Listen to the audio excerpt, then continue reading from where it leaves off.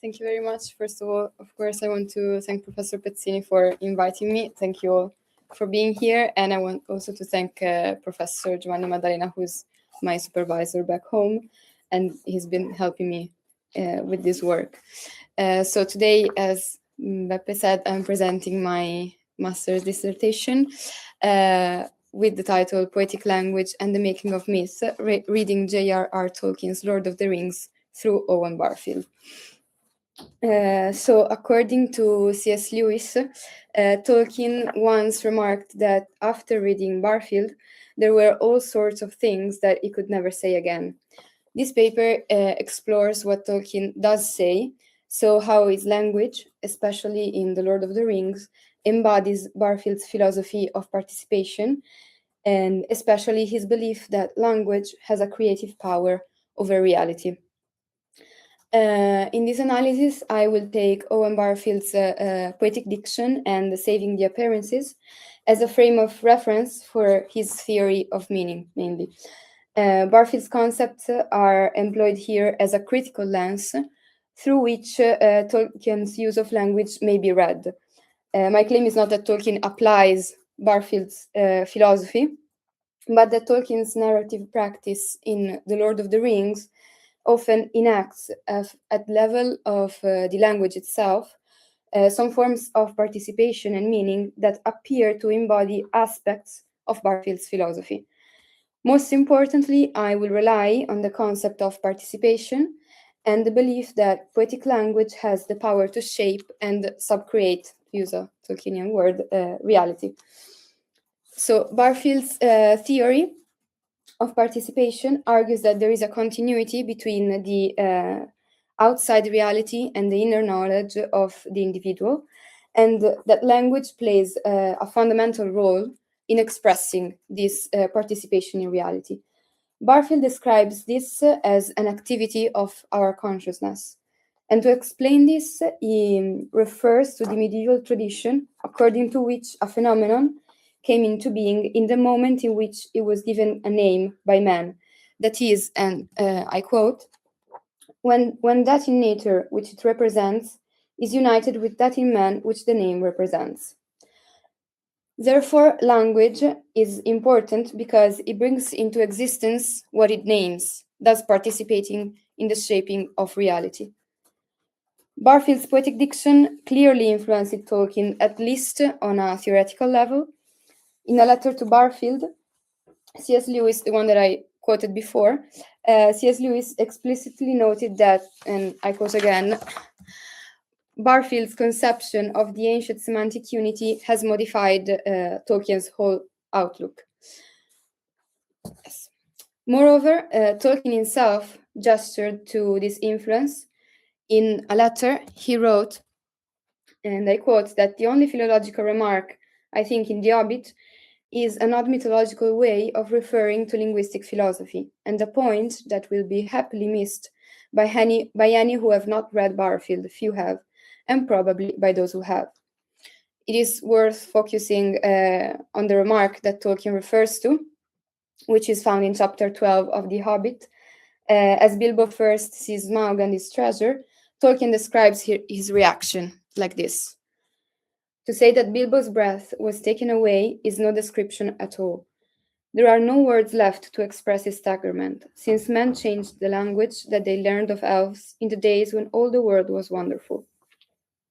Here, Tolkien hints at the notion that language had undergone a decay from the language of the elves, and as Tolkien himself suggests, this should be read as an allusion to Barfield's description of the decline of language from the poetic language of the ancient peoples to the fragmented one of modern society. Therefore, it seems safe to assume that Barfield's ideas have contributed to some degree in the shaping of Tolkien's linguistic theory. But is there more? Can one trace a Barfieldian influence also in Tolkien's narrative practice? This will be the main contention of my paper, in which I will investigate some practical embodiments of Barfield theories in Tolkien's works. These theories were already present in his writing before his encounter with Barfield. And yet, I will contend that one can argue that Tolkien found in Barfield's theories a culmination of his ideas on myth and language. I'm not the first, of course, to suggest this connection. Verlin Flieger famously wrote in her book on this topic, and I quote that Barfield felt that Tolkien was rather closer to his own point of view than was Lewis, because for both of them, myth, and I quote again, describes humankind's perception of its relationship to the natural and supernatural worlds. Moreover, Flieger writes that for Tolkien, words are not merely for describing or reporting, but for actual making, for realizing in the literal sense of the word the writer's imaginary world. In Tolkien's view, therefore, using language as a creative tool is an imitation of the creation of God. To be sure, for Tolkien, words have always been important, but Flieger rightly argued that Barfield's philosophy contributed to Tolkien's already profound awareness of their ancient meaning, and thus actualizing in literature that ancient semantic unity that Barfield had theorized. So for Tolkien, to create through narration is a way to participate in God's creation. This is why he defines the author's activity as sub-creation rather than creation. As a consequence, the matter through which the author creates his new reality is not new matter, but it is linked to the matter through which the creator made the primary reality in which the author operates. This explains Tolkien's conviction that myths have some degree of truth in them, for they come from the same matter of which primary reality is made, and because they are an attempt at recreating it. Before I start with my analysis, a final note: the readings that follow do not aim at demonstrate Tolkien's adherence to Barfield's philosophy, but to test the explanatory power of Barfield's concepts when applied to Tolkien narrative's language. By looking closely at register, syntax, sound, and naming, I argue that The Lord of the Rings does not merely thematize ideas of participation, semantic depth, and imaginative knowledge, but formally realizes them through its linguistic texture. In this sense, Tolkien's language does not illustrate a philosophical position, but rather performs a mode of knowing that Barfield describes in his philosophical reflection. So, The Lord of the Rings is a great example of Tolkien's mastery in the use of language in this sense, especially in the beginning, where he has to guide the reader in the shift from the simpler and lighter atmosphere of The Hobbit to that of high romance found in the trilogy. This is well explained by Alan Turner, who says that this shift in language becomes more evident as the hobbits meet characters from other parts of Middle-earth, especially elves, who are distinguished by their manner of speaking, which is more elevated and somewhat more archaic than the everyday, almost dialectical manner of speaking of the hobbits. This use of language mirrors in, and I quote Turner, the shift in genre from the normal everyday novelistic realism of the Shire up to the climax in the higher romance of the defeat of Sauron, and down again. Tolkien thus brings the reader into this high romance atmosphere through a particular use of register, especially archaisms and sentence building. He uses some ancient terms, not too frequently, together with both words that are still used but less known, and also everyday words. This gives his descriptions and dialogues that particular sound that makes the novel comparable to those medieval epic romances that he took inspiration from. But this difference in register doesn't merely differentiate the characters from one another. In fact, quoting Turner again, the presence of the inexperienced hobbits allows for explicit lectures on the history of Middle-earth and of this unfamiliar epic world. So telling such a fantastic story through the eyes of the hobbits makes the reader feel closer to the events, for they appear more relatable. By showing the hobbit's surprise and bewilderment, the reader, who also lives a reality very different from that of Middle-earth, can feel as if he were living the same adventures firsthand. As a start, an important aspect of Tolkien's narrative which is worth mentioning is the role of names. Names are very important in Tolkien's narrative, as they are in Barfield's philosophy. So the way that Tolkien uses them, especially in their power of meaning, can be seen as another point of convergence between them. One example of this can be found in Tom Bombadil, who is described in Petir's book as, and I quote, a name giver just like the elves, and his very name has evocative powers. Indeed, after helping the hobbits, he gives new names to their ponies, and those will become their true names, the names that they will always answer from that point on. Thus, we can see that Tom embodies the power of language to shape and modify reality. Indeed, much importance is given to his peculiar manner of speaking and its performative power. In the first encounter with the hobbits, as he saves them from Old Man Willow, he says that he knows the tune for him and that he will sing his roots off, and sing a wind up and blow leaf and branch away, showing right away the power of his speech, or rather of his singing here. Later, as the hobbits are captured by the Barrow-wights, Tom drives them away with the power of his song again. In fact, what happens is that at his words there was a cry, and part of the inner end of the chamber fell in with a crash. Then there was a long trailing shriek, fading away into an unguessable distance. This power that Tom Bombadil has is made explicit a few chapters later, as Frodo is fleeing from the Black Riders and he tries to send them away. Tolkien explicitly writes that Frodo had not the power of Bombadil. Therefore, the bond between Tom and reality is made evident through the power of his language. And Mark McGivern writes, and I quote, Tom lives in a state of consciousness from when the self and the world were unified. He is defined by his unity with the world, not by a sense of personal identity. Tom would fit a characterization of Owen Barfield's idea of original participation.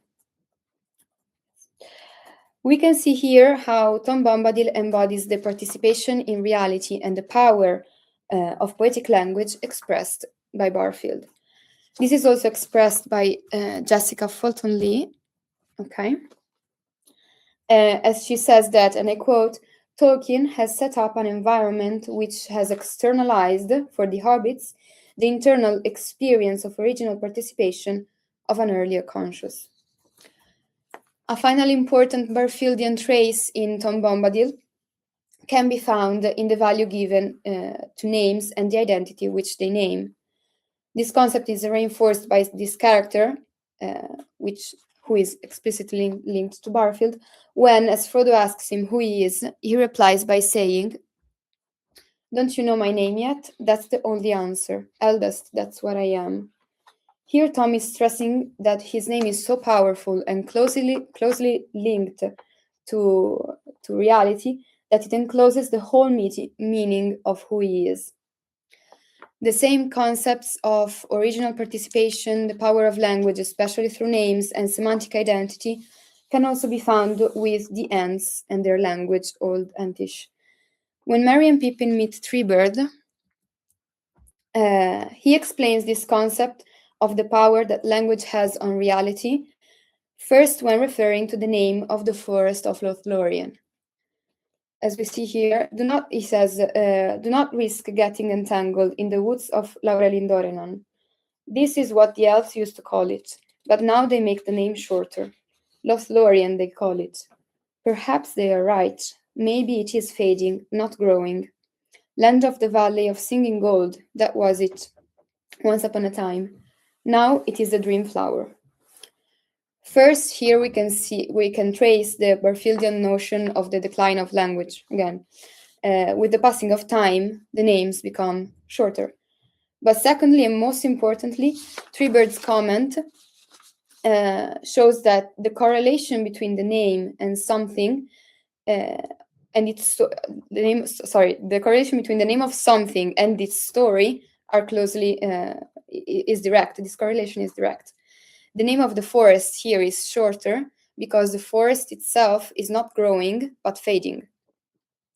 And this close relationship between names and things and the importance and power of language in shaping their identity is made even more explicit as Treebird talks about his own name. He says, "I am not going to tell you my name, not yet at any rate. For one thing, it would take a long while. My name is growing all the time, and I've lived a very long, long time. So my name is like a story. Real names tell you the story of the things that they belong to in my language, in the old Entish, as you might say. It is a lovely language, but it takes a long time to say anything in it, because we do not say anything in it unless it is worth taking a long time to say and to listen to." In an earlier passage, Treebird had advised the hobbits not to reveal their true names to just anybody, and now he's saying that he won't reveal his own true name, or at least not yet.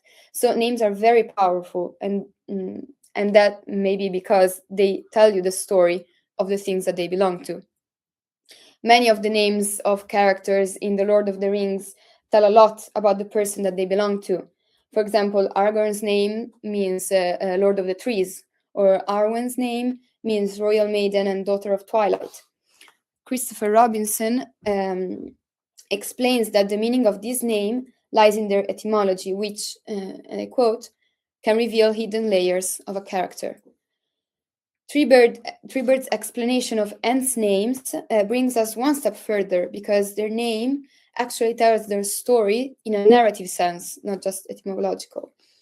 They use narration to say who they are, and the Ents can only reveal their true identity by telling their whole story. And they regard it as very precious, for they won't reveal it unless it is worth taking a long time to say and to listen to. This idea reminds us of Barfield's passage on names, his link with medieval philosophy that says that names have the power to bring the thing that they name into existence. And we are also reminded of Tolkien's theory of subcreation, that is the power of the writer to create a new reality through the use of narration. Everything comes together and comes to life in these peculiar talking trees. Real names, those that are first and highest expression of one's identity, for they are what allows them to exist, are narrations, stories that participate in the creation of reality. The Ents, in this sense, also show the idea of participation, for they have been in Middle-earth since the First Age, and thus their lives have somewhat entered into relation with all the events of the three ages. And this literally became part of their identity, for everything they lived is told in their name, and so in who they are. So they are virtually linked with the whole story of Middle-earth, and so with the whole reality. Another important narrative element which reveals the same conception about names and that their importance is found in the duality between Gollum and Smeagol. The way that Tolkien uses these names to identify this character is not accidental, of course, and it can be seen as another example of the performative power of language that I have been linking to Barfield. What is really interesting is seeing the power of the name Smeagol when Frodo first uses it. Here we read, Frodo looked straight into Gollum's eyes, which flinched and twisted away. "You know that, or you guess well enough, Smeagol," he said quietly and sternly. "We are going to Mordor, of course, and you know the way there, I believe." And at hearing this, Gollum covers his ears, as if such frankness as the open speaking of names hurt him. So what is the linguistic frankness referring to specifically here? To the name Mordor, first of all, because by using openly this name, Frodo reveals freedom in acknowledging evil and its power. But there is another name that Frodo uses, that is the name Smeagol. Here we are not told explicitly why Frodo starts calling him Smeagol when everyone has been calling him Gollum. But Tolkien tells us that this open speaking of names is not indifferent. On the contrary, it's very meaningful, both for Frodo and for Gollum. In the first case, it suggests a way of looking at Gollum that includes a possibility of redemption, the belief that he could go back to being who he was before the ring. But one could also argue that the name Smeagol, just like the name Mordor, is also causing pain to Gollum, for through the use of the name Smeagol, it is as if Frodo is calling back into existence that old part of this character that had been suffocated by the Gollum side inside of him, thus manifesting the internal struggle, the internal fight between Smeagol and Gollum, and giving his name the power to change that reality. Because when reminded of his old self, Gollum will undergo a change that for a while will bring him back to being Smeagol. In the following chapters, Tolkien will spend many pages describing the divided self that characterizes Gollum, a division that will be identified with these two names, Smeagol and Gollum. Smeagol representing a part of him who seems to desire this redemption, and Gollum being the part of him completely subdued by the ring, thus selfish and hateful. One of the most evident examples of this division is a sort of dialogue between these two identities, where we can read, "Yes, yes, no," shrieked Gollum. "Once by accident it was, wasn't it, precious? Yes, by accident. But we won't go back. No, no." Then suddenly his voice and language changed, and he sobbed in his throat and spoke, but not to them. "Leave me alone, Gollum. You hurt me. Oh, my poor hands, Gollum. I don't want to come back. I can't find it." I'm sorry for my interpretation of Gollum.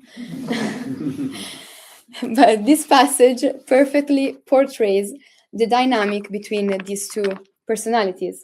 And once again, language plays a fundamental role, for it is through the manner of speaking that Tolkien differentiates Smeagol and Gollum.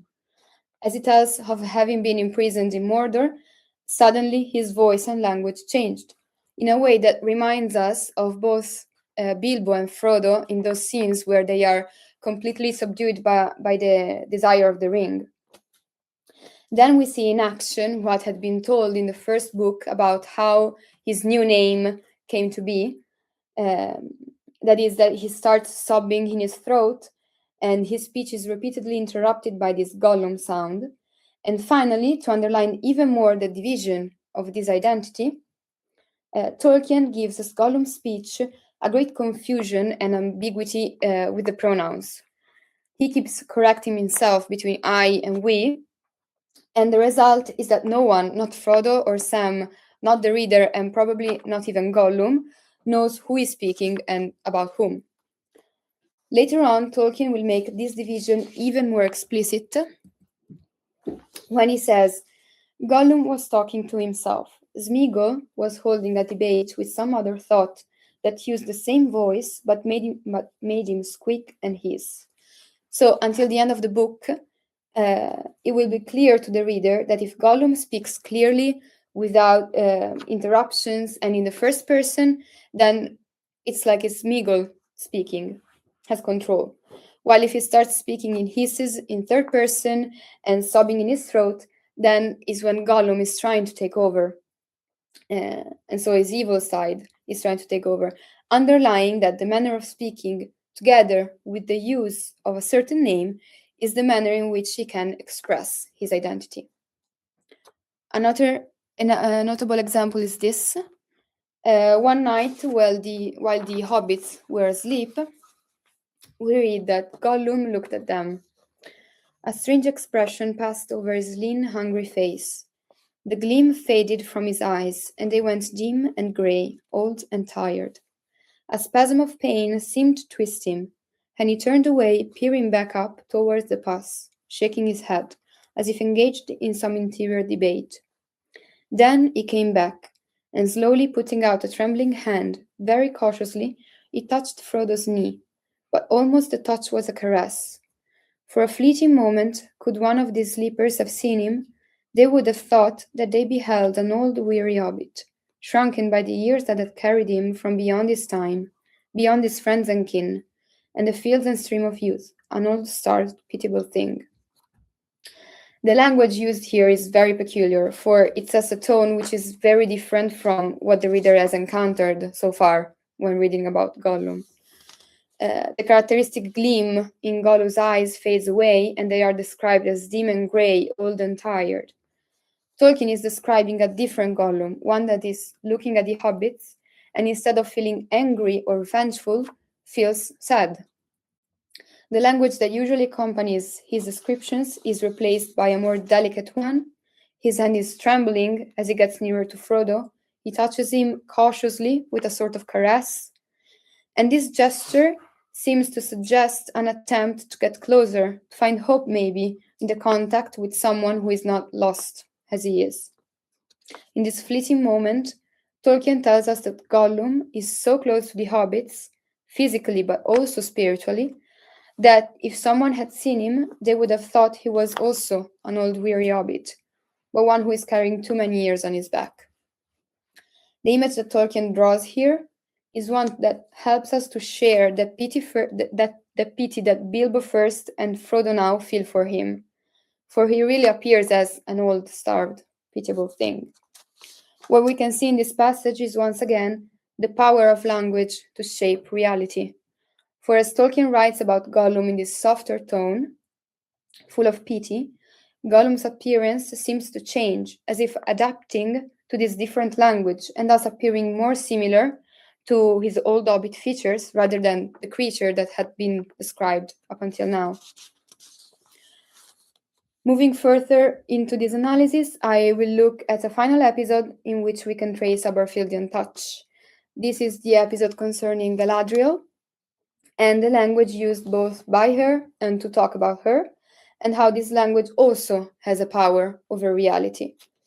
When talking about Galadriel, the first thing that strikes the reader is, of course, her appearance. Here she is described with Lord Caliburn, and we read, "Very tall they were, and the lady no less tall than the Lord, and they were grave and beautiful. They were clad wholly in white, and the hair of the lady was of deep gold, and the hair of the Lord Caliburn was of silver, long and bright. But no sign of age was upon them, unless it were in the depths of their eyes. For these were keen as lances in the starlight, and yet profound, the wells of deep memory." This passage is a great example of the gradual change in language throughout the novel. When talking about the lady Galadriel, Tolkien changes register. There is a noticeable change in tone, which helps to get the sense that we are in the presence of some higher being. It makes us feel as if we were in a medieval court in the presence of the angelic queen of the courtly romances.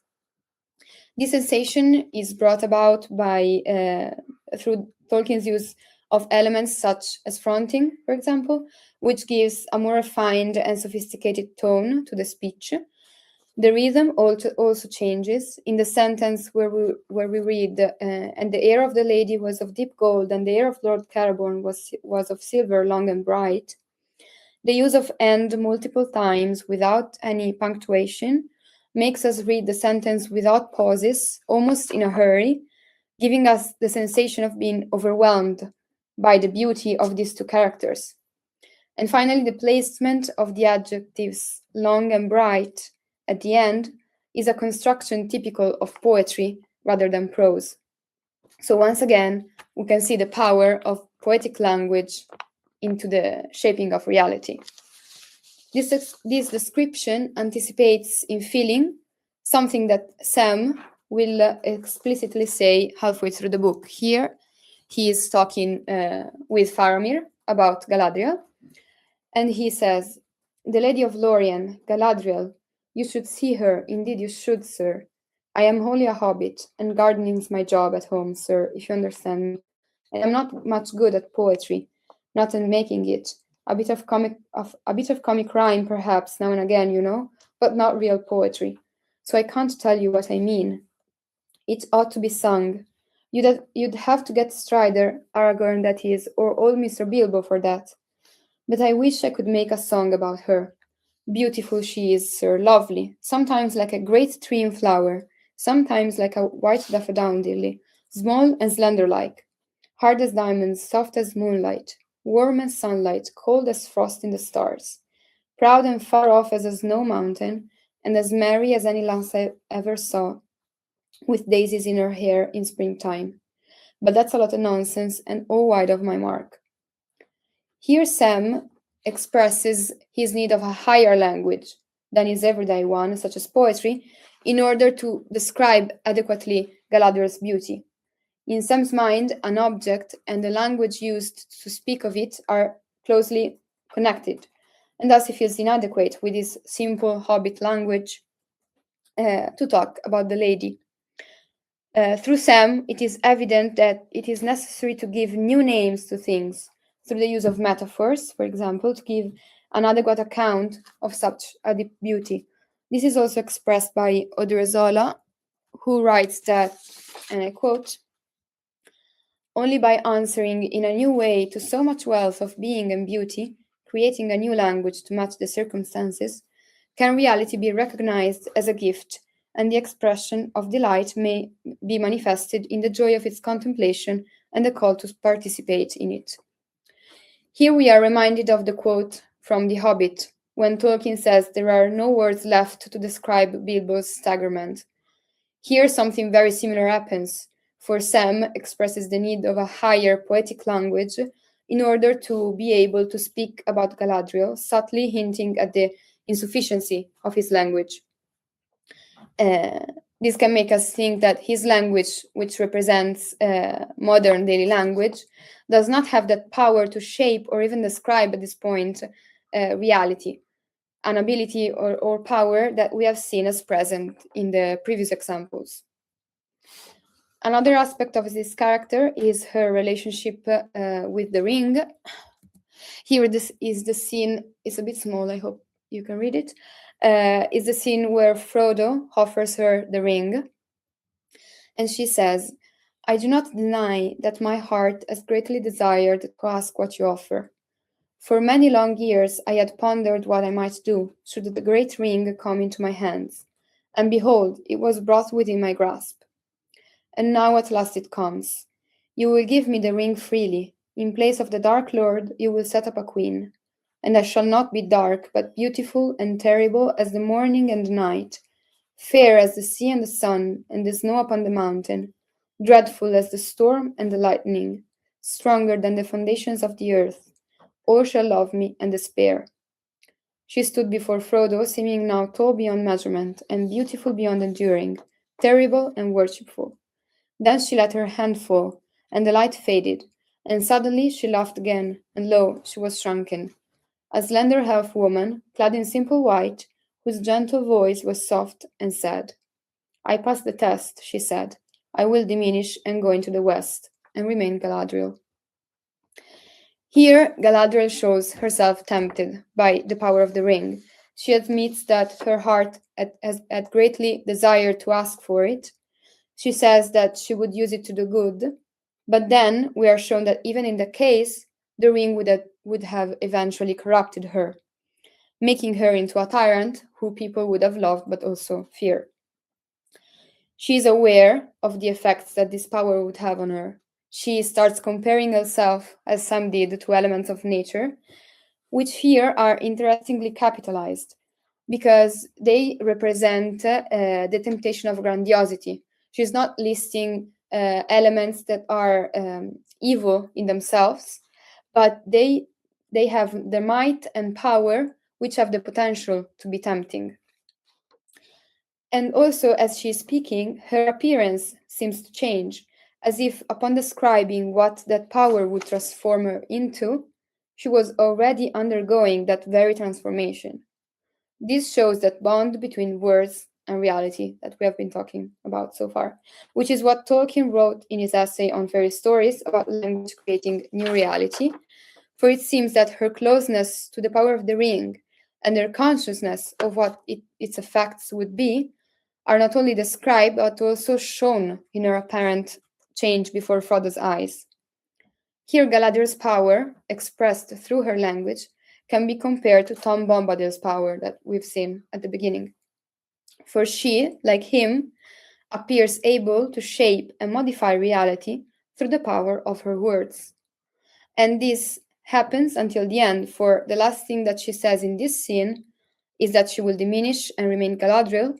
And indeed, the last time that Frodo sees her, She seemed no longer perilous or terrible, nor filled with hidden power. In conclusion, I have argued that what Barfield articulates philosophically, Tolkien realizes narratively. That is, a form of language in which meaning is not abstracted from reality, but enacted within it. In this sense, the episode that I brought from The Lord of the Rings can be seen as an embodiment of a Barfieldian synthesis of the idea that language does not merely serve as a medium or a tool, but has an actual performative power over reality, which gives the characters the ability to actively participate in it. I am very well aware that this is a work in progress, so I welcome any comments or feedback.